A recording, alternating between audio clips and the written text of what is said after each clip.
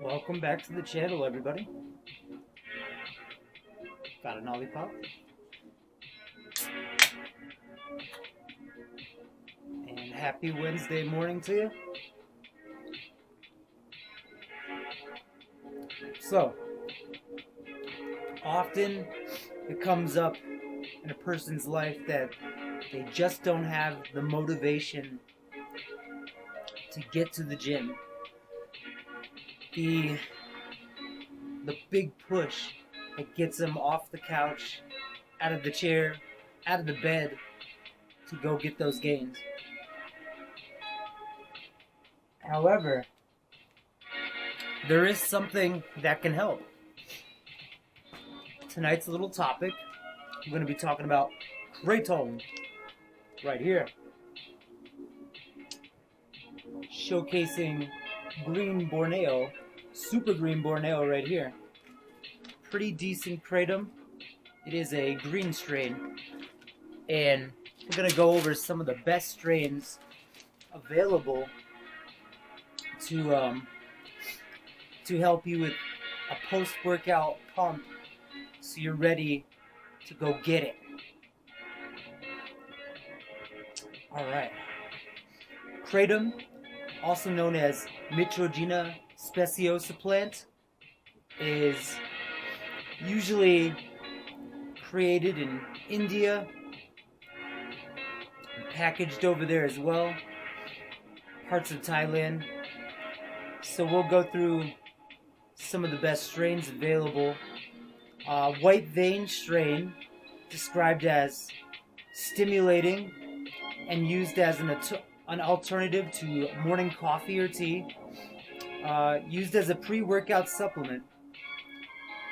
They are associated with potential energy boost, improved focus, and physical stamina. I would have to agree with that white strain. Everything that was just mentioned there. White Maeng provides motivation, focus, and drive. White Borneo, energy boosting properties and cognitive clarity. So all of these possibilities could help you get up out of your stupor and go get them pumps. Green vein strains, my favorite personal, are all the green vein strains. Just have a sharper edge to it. A balanced effect, offering mental clarity and energy without being overly stimulating. Focus and moderate physical activity, some pain relieving qualities. Yes. Definitely gotta hand it to the pain relieving qualities, because what Kratom does is it's an opioid alkaloid, so kind of like a pain pill, like a Vicodin or Oxycodone. It gets a hold of the receptors and gives you that same effect of pain relief. Of course, not as dramatic, not as dangerous either. If you've ever experienced a morphine drip in the hospital, if you've unfortunately been into a situation that allowed you to use a morphine drip. I remember when I was 13, I was hit by a car, and I had access to the morphine drip like right at my side. I just had a thumb, and I could give myself as much as I needed to. And I remember the feeling was amazing when I was 13 years old, and I was watching Silver Bullet very late into the night, and I just remember how relieved I was. I felt so warm, so cozy, and watching one of my favorite movies and knowing what happened to me, I knew I was hit by a car. I was very aware, but I was also in a a potential dream state. It's like being in a dream and being awake at the same time, with the absence of pain, feeling like you're floating. And it's pretty amazing. I can't say Kratom is exactly like that, but some moments allow you to feel a lot of pain relief, and it can make you feel a little floaty and a little euphoric. Not a bad trade-off for what it is. So, Green Malay, another strain, known for smooth, long-lasting energy, and is described as an ideal for balancing focus and a gentle mood uplift. Yeah. So, the red vein strains, those are more sedative, and I wouldn't recommend those for going to the gym. It's not going to give you much energy, but it kind of zonks you out a little bit. So I would say for after the workout, then you'd want to do some red vein kratom. That would help you out, and also big pain relieving effects.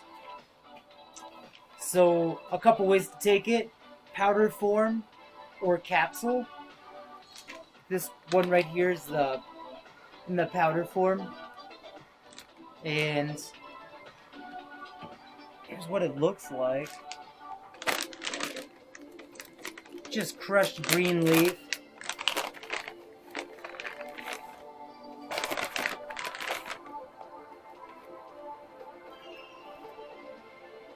Right here. Yeah. Kratom powder.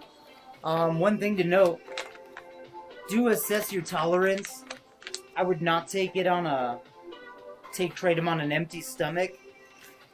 It can be nauseating if you're not a little bit sitting on some food. It can be a little bit daunting and make you feel pretty sick. And if you do have too much, you will get sick and regurgitate.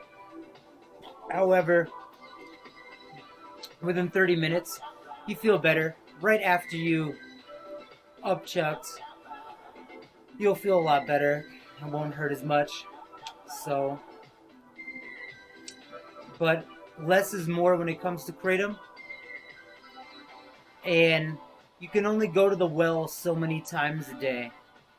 So, after about 4 or 5 servings within, I'd say at least wait 3 to 4 hours before the next serving.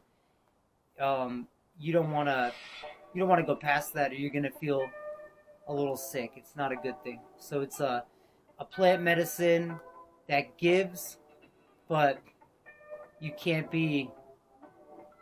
take advantage of it. It won't let you. It'll make you regurgitate. So definitely be careful with dosing. Also, a note: the DEA has this labeled as a drug of concern, and you want to make sure that your state, whatever state you're living in, allows you to do such drugs, and check the legal status of this.